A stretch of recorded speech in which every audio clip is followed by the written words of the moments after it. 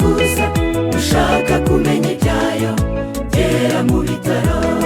Imbagwa n'inkomere, indembe n'abarushye, abo ubuzima bucika niho baruhira.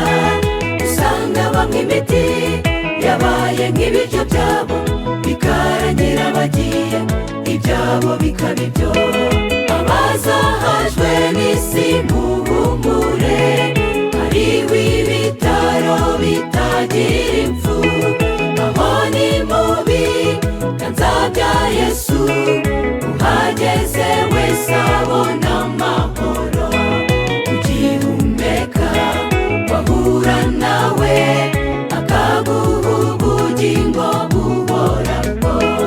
Abazahajwe n'isi muhumure, hariho ibitaro bitagira impfu. Aho ni mubi ganza bya Yesu, uhageze wese abona amahoro. Ugihumeka wahura nawe akaguha ubugingo buhoraho.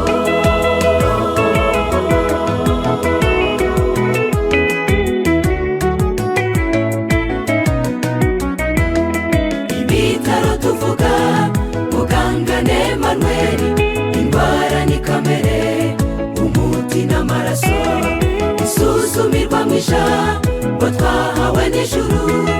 Umuti ugafatirwa igorigota, uwagombaga gupfa ahita abona ubugingo. Ku munsi w'umuzuko azagabirwa ijuru. Abazahajwe n'isi muhumure, hariho ibitaro bitagira impfu. Aho ni mubi ganza bya Yesu, uhageze wese abona amahoro. Ugihumeka wahura nawe akaguha ubugingo buhoraho. Abazahajwe n'isi muhumure, hariho ibitaro bitagira impfu. Aho ni mubi ganza bya Yesu, uhageze wese abona amahoro.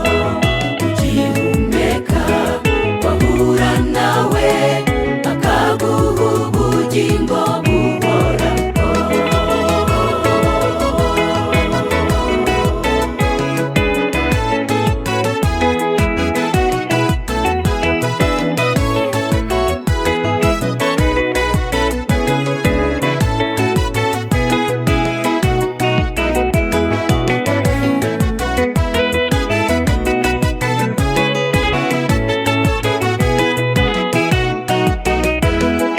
Abakomerekejwe n'imitego ya Satani, mukaba mubabazwa n'inguma zidakira.